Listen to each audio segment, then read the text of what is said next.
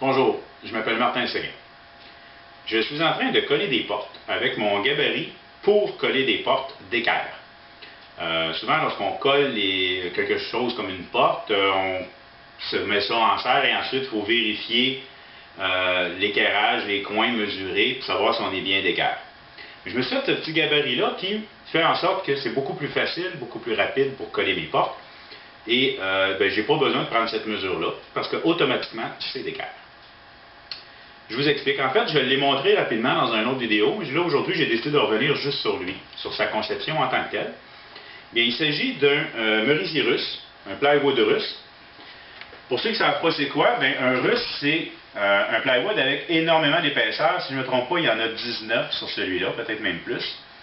Comparativement à un contreplaqué standard, il n'y en a que 6. Le contreplaqué russe en a plusieurs et il est fait avec des différents sens, c'est-à-dire un dans un sens, un dans l'autre, qui fait en sorte que c'est un contreplaqué qui est extrêmement stable. Il ne sera pas porté à faire le rond, il est très stable dans son mouvement, ce qui fait en sorte que c'est excellent pour faire des gabarits dessus de table à toupie ou quelconque gabarit qu'on ne veut surtout pas qui bouge et qui fluctue avec l'humidité. Contreplaqué que j'ai utilisé, moi j'ai 24 par 36. En fait, maintenant qu'il est fait, je pense que je l'ai coupé à 36 parce que je me disais, bon, c'est assez grand. Aujourd'hui, je le regrette, j'aurais dû le laisser à 48. Ça aurait été beaucoup plus pratique pour certaines portes. Il y a des fois que je suis limite, même que je dois utiliser une autre technique pour coller ma porte. En fait, la technique standard avec le mesurage de coin à coin. J'ai pris ce merisier, j'y ai fait des rainures avec... je ne me souviens plus si je l'ai fait à la toupie ou encore au banquier ou dado, mais bref, j'ai fait une rainure de la largeur des 2 tracks que j'ai achetés pour les mettre ici à la bonne épaisseur. Donc les tracks sont vissés dedans. Et j'ai mis de l'érable, des morceaux d'érable de chaque côté, bien coupés d'équerre, qui fait en sorte que je m'installe dans ça pour prendre ma mesure. J'ai fait ce petit bidule avec ce qu'il faut pour le promener dans la traque, lui aussi en érable.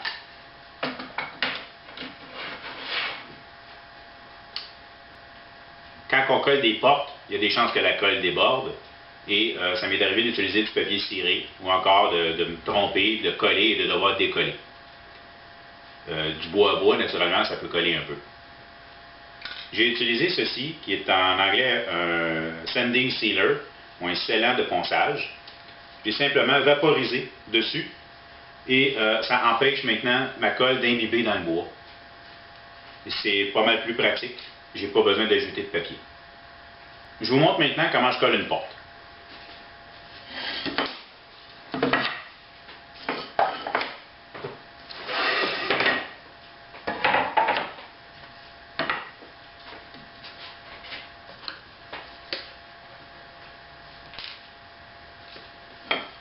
Sur chacune de mes traverses, je mets ma colle sur l'extrémité ici. J'en mets pas sur les épaulements car ça va déborder et ça va sortir de chaque côté.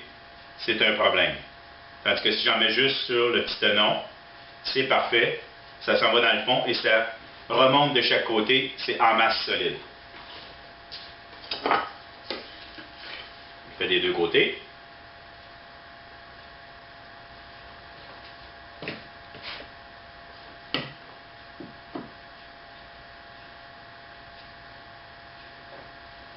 Déjà, j'ai un petit surplus de colle qui sort, je l'enlève tout de suite. Je descends mon cœur de porte.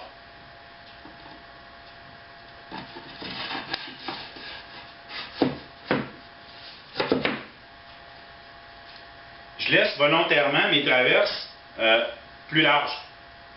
Ils vont faire leur place tantôt.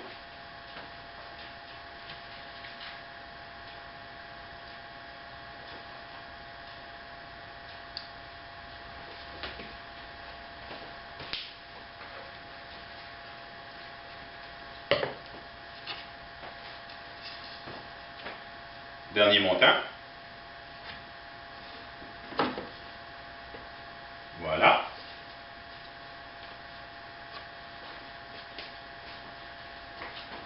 S'assure de ne pas avoir trop de surplus de colle. Je descends dans la porte, dans le gabarit, pardon, et je tire. Automatiquement, tout prend sa place.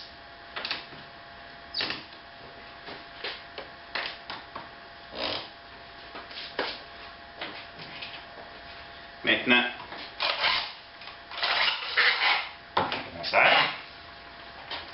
Ça ne nécessite que 2 serres pour la porte.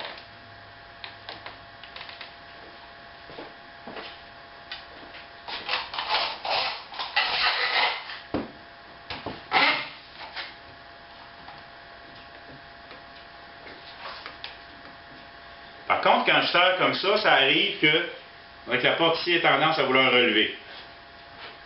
Ce que je fais, de l'autre côté, je ne peux pas mettre de serre, mais une petite enclume, et voilà.